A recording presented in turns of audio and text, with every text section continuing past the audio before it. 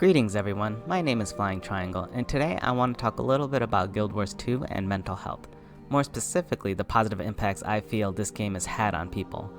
I'm going to talk about a few things that I personally enjoy in this game. I'm going to talk about what the developers of ArenaNet did outside the game, some key moments reflecting the importance of representation, and finally, I will talk a little bit about myself, where there will be trigger warnings on the topics of anxiety, depression, and suicide. Thank you so much for taking the time to click on this video, and I hope you enjoy my look at Guild Wars 2 and its positive impact on mental health.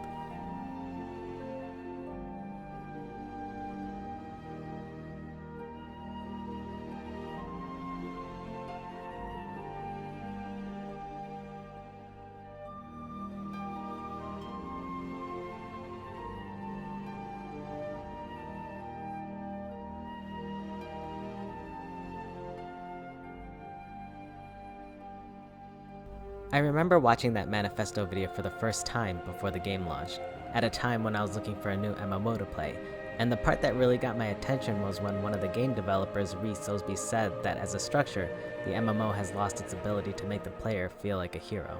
And that's obviously a very subjective thing, and people may disagree based on other games they've played, but when I play Guild Wars 2, I truly feel like one. Whether it's gliding into an encounter with a bunch of other players and defeating all the enemies in our path, or resurrecting people afterwards and pulling them back into the fight, or charging into battle in a raid or strike mission to take down a difficult boss together in a coordinated fashion. Regardless of the activity, I just think it's so cool to do all these things in the game with people from all over the world, and it feels so good to be a contributing member in these groups.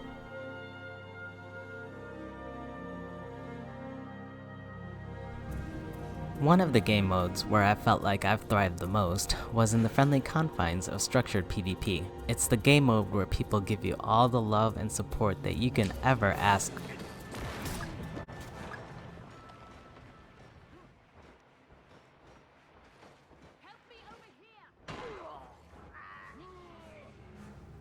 Okay, yeah, sometimes this place can be a cesspool of negativity. Although there may be some of that negative social aspect to structured PvP, when it comes to my mental health, when I play this game mode and I am feeling angry, for whatever reason, sometimes I just want to sit in that anger and feel that anger and take it out on others, and that's what I do.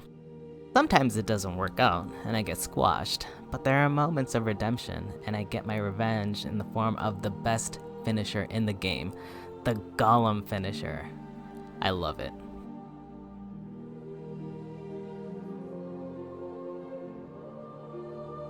So now that I talked a little bit about how Guild Wars 2 has impacted my mental health in-game, I want to talk next about what ArenaNet did a couple years ago outside the game. Back in January of 2020, Guild Wars 2 partnered up with the Ad Council's Seize the Awkward campaign, the American Foundation for Suicide Prevention, and the JED Foundation, in an initiative to get players to check on their friends and guildmates. There are a lot of people out there who play video games as an escape from the harsh realities of the world they live in to come into a friendly environment where, even though they are playing a video game character, it's a place where they can truly be themselves, which allows some people to truly express how they feel and to share their raw and authentic emotions that they would otherwise be afraid to do in real life. I think it's great that ArenaNet and Guild Wars 2 has this Seize the Awkward campaign to show that this company and this community truly does care about your mental health. I encourage you to look at the Guild Wars 2 Seize the Awkward campaign website, where you can see several social media posts from the community. Next, I want to talk about representation and why it does matter. We live in a multiracial, multicultural, and multigender world, and although we may live amongst people of different backgrounds, sometimes we don't always recognize the strength and beauty of someone different than us. Sometimes, unfortunately, it may go in the opposite direction, and what is generated instead is fear and distrust. When it comes to social constructs like racism, sexism, being homophobic, or being transphobic, the foundations of those social constructs crumble when it comes in contact with those they fear. The more we engage and communicate with others, the more trivial our differences become, because the similarities that bind us are so much stronger than we realize. The developers of ArenaNet have been pioneers when it comes to normalizing race, gender, and sexual orientation in Guild Wars 2. Beginning with racial representation, with the release of Path of Fire and End of Dragons, ArenaNet introduced new hair and face options when you create a character. With Path of Fire came new hair and face models common amongst people who are black, representing the citizens of Alona, and in End of Dragons came hair and face models common amongst people who are East Asian, representing the citizens of Cantham. Not everyone is like me who loves playing an Asura. Some want to play a character like a human or a Norn and make that character look like them as much as possible. The only thing better than being a hero is to have a character that looks like you be the hero of the story.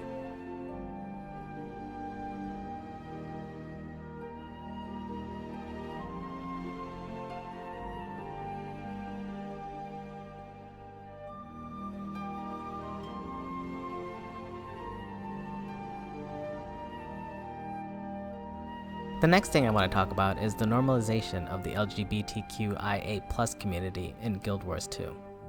The developers at ArenaNet have been trailblazers in the MMO genre, and they really took it up a notch in the newest expansion, End of Dragons, where they introduced a brand new character, Yao, a trans engineer and a former member of the Jade Brotherhood who helps us throughout the story. Also in this expansion, we see the progression in the relationship of two characters we've known for a while, Kasmeer and Marjory Delacroix. But before I get to that though, I wanted to talk about another character that ArenaNet quietly introduced after Lion's Arch was rebuilt. Her name is Worker Sya. She is a trans Order of Whispers agent who helped around the refugee camp on Stormbluff Isle during the Scarlet Briar attack on Lion's Arch. She is an NPC that is currently located in Fort Marimer in Lion's Arch over by the Fractals of the Mist portal. You can go and interact with her where she talks about how the attack on Lion's Arch showed her how short life is, and how we should spend every moment embracing who we are.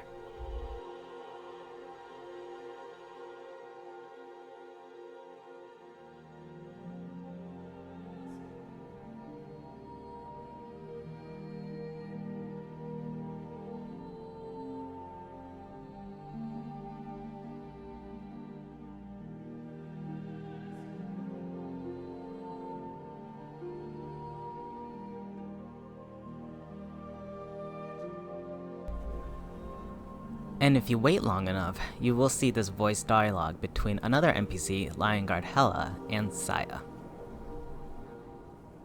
Lionguard Hela, a pleasure to see you and Hauser under better circumstances. Have we met before? I helped with the relief effort after Scarlet's attack. My name is Sya, but you might remember me as Simon. Well, now I remember. And we pulled some survivors out of the rubble together. Seeing so many die in those weeks, it made me realize how important it is to embrace life. To celebrate who we are. Life's too short to live any other way. Next, I want to talk about Yao. Yao is a trans character, and I think the first agender character introduced to us in Guild Wars 2, who we met in New Kaineng during the event where the robots were going haywire, and then after the event, they give us a Jade bot for the first time. For those of you who don't know, the story in this game is mostly voice acted. And throughout the story, the way Yao is referenced by other characters with they-them pronouns I think is terrific. There's no stutter or hesitation whatsoever when other characters reference Yao as they or them. And I think that's amazing because it expresses to us as players that in this game world, being transgender is normal. You are not othered or punched down in this community. You belong in this community just as much as anyone else. And I'm not vilifying anyone who may struggle with these pronouns. I understand that for a lot of us, gender has been binary for most of our lives, and it takes work, for me included, to break that mindset. But I just love that in this game world, they are already there. And I feel like that's where we should all strive to be. To continue on the topic of the normalization of the LGBTQIA+ community in Guild Wars 2, I want to talk a little bit about the relationship between Kasmeer and Marjory. These two have been through a lot throughout these expansions and Living Season episodes. They have been with us since the first Living World season where we met them at the Dead End Tavern during the Dragon Bash incident, all the way to End of Dragons, where we celebrated our victory over the final Elder Dragon, all to culminate to this very moment. A face like a candle, when the whole world seemed dark. Jory, you've always believed in me, even when I didn't believe in myself. This life we live has taken us everywhere. But as long as I wake up and see your face next to mine, I'm home. And that's why I'm asking you here, in front of all our friends, to marry me. Cass, a life without you is no life for me. You stood by me through everything. Pulled me back from the brink more times than I want to remember. So that's why I'm asking. Will you marry me? Yes! I'm so happy! You two deserve this so Couldn't much. happen to a better couple. It's about damn time. Wait, didn't we all know that's why they asked us here? I thought it was obvious. Or did you both? I guess it doesn't matter. Congratulations! This calls for a toast to Kaz and Jory. To Kasmeer and Marjory. The only thing more I can say about that is I just hope they have the wedding right here in Lion's Arch.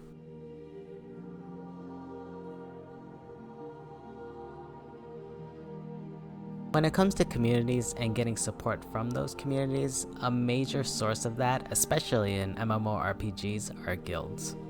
One guild I want to spotlight is Merrick TV. Merrick TV and his wife Junivision have created a very friendly and welcoming community that play Guild Wars 2 and Final Fantasy XIV. They are a wonderful group who interact in-game, on-stream, and in Discord. They are kind, caring, and so supportive. If you ever want to try out raiding, this is one of the kindest and safest places to do so with the raid trainings that they offer here. Or if you simply just want to join a friendly community, this is the place to be. Another guild I want to shine a light on is Cafe Solidarity. This is the first guild I've ever joined that has people proudly display their pronouns and give people, whether you are a straight cisgender person or within the LGBTQIA+ community, a place to belong. I especially want to shout out one of their Discord channels that they have called Solidarity and Support. And it's a place where people can talk, ask questions, or just straight up vent their frustrations. And you have this amazing community that will step up and have your back and support you. More of that is needed. So to cap off this video, I'd like to talk a little bit about myself just to put some context into why I created this video. And this is where the trigger warnings are going to come in on the topics of anxiety, depression, and suicide. For most of my life, I have had anxiety and depression. I was bullied a lot growing up in school and at home. Throughout most of my childhood, I had suicidal ideations, and even made an attempt at one point when I was 12 years old. I got to the point where I didn't know how to navigate life. I didn't know how to talk to people. I had a difficult time learning in school. Within the mass group of people around me, I didn't know where I belonged, and I wasn't invited anywhere to let me know where to go, to give me a sense of direction, or to let me know where my safe spaces are. The only safe space I had was my bedroom alone, with one of my escapes apart from television being video games. Fast forward 10 years later, I credit World of Warcraft for breaking me out of my shell, but it was Guild Wars 2 where I felt like I thrived socially. Today, I still carry many flaws with me.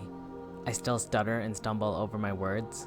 I lack a lot of confidence in social settings, unless it's in a structured setting like when I'm at work or at the gym training in jiu-jitsu. Relationships are hard, and I still find generating trust or having the capacity to forgive difficult at times. To people who may meet me for the first time somewhere, I probably appear quite average, or maybe even below average when it comes to where I am in life currently. Despite these struggles though, after many years of working on my mental health and after being in therapy for several months now, I can actually look in the mirror and be okay with what I see. And even though the scars left from my past still exist, it made me the person I am who understands the importance of being kind and helping others. I feel like I have a deeper understanding of what people go through when they struggle mentally or emotionally. And I'm thankful for that because it all led me to being a proud volunteer on the Suicide Prevention Lifeline and the local depression hotline. My strengths may not be in my physical stature or in my monetary wealth or whatever I feel like is a downgrade that I wish can be upgraded as easily as a graphics card in a computer. But when I reflect on where I was as a kid and where I am now, I am personally proud of how far I've come.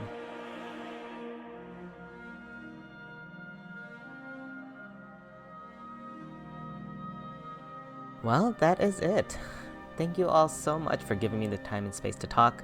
I would love to know how Guild Wars 2, or any other game for that matter, impacted your mental health, so please leave a comment below or message me on Twitch at flying_triangle.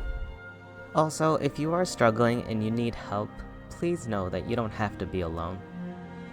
There are people out there that see you, understand you, and care about you. You do matter, and you do belong here.